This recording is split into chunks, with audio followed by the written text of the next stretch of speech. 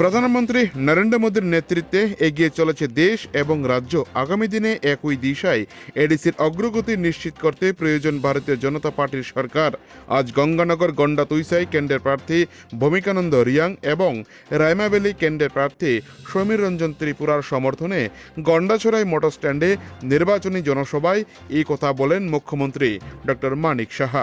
এই জনসভায় ৭১০ জন ভোটার ভারতীয় জনতা পার্টিতে সামিল হয়েছেন। নবাগতদের দলে স্বাগত জানান মুখ্যমন্ত্রী। এই সমাবেশে জনজাতি অংশের ব্যাপক সংখ্যক লোক অংশগ্রহণ করেন। তাদের স্বতঃস্ফূর্ত সাড়ায় ভারতীয় জনতা পার্টির প্রতি ব্যাপক সমর্থন প্রতিফলিত হয়।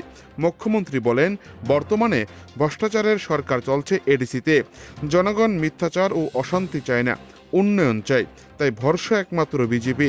ভারতীয় জনতা পার্টি জনগণের কাছে উন্নয়ন পৌঁছে দিতে সংকল্পবদ্ধ। তিনি বলেন, আসন্ন এডিসি নির্বাচনে ২৮টি আসনেই ভারতীয় জনতা পার্টিকে জয়ী করে ট্রিপল ইঞ্জিন সরকার গড়তে প্রস্তুত জনগণ। এই কারণে মাথার পায়ের নিচের মাটি সরে যাচ্ছে, তাই হতাশায় ভুগছে এই আঞ্চলিক দল।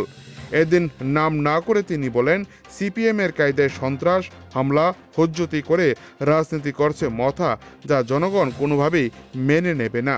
এছাড়াও মুখ্যমন্ত্রী জনজাতিদের কল্যাণে গৃহীত বিভিন্ন উদ্যোগের কথা তুলে ধরেছেন। গন্ডাছড়া থেকে নিজস্ব প্রতিনিধির রিপোর্ট, টিভি 100 বাংলা।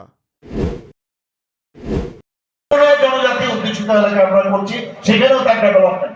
আজকে যদি জায়গা প্রকল্পের কথা বলুন, ইন্দো জার্মান প্রকল্প বলুন, সবকটা জনজাতি অধ্যুষিত এলাকায়, তারপরও তার হিসাব কিন্তু নেই। ভ্রষ্টাচার একটা সরকার আজকে এডিসিতে চলছে। মানে কি করবে বুঝতে পারছেন না। দেখছে মানুষ এখন ভারতীয় জনতা পার্টির দিকে আসছে, এবং আমি নিশ্চিত যে 12 তারিখের রেজাল্ট যখন বেরোবে, 12, 14, 15 যখন দেখবেন সারা ত্রিপুরার মধ্যে এই যে ফ্ল্যাগ উঠছে, সারা ত্রিপুরায় এই গেরুয়ার যে ফ্ল্যাগ, সেটা সারা ত্রিপুরার মধ্যে উঠবে আমি নিশ্চিত। মানুষ বুঝতে পারছে। আমরা চাই যে মানুষের জন্য কাজ করতে। আমরা আজকে যদি একলব্য স্কুলের কথা বলি, আজকে এখানে 21টার মধ্যে একলব্য মডেল রেসিডেন্সিয়াল স্কুল। আগে আমাদের সরকার আসার আগে 2018 আগে মাত্র 4টে একলব্য মডেল রেসিডেন্সিয়াল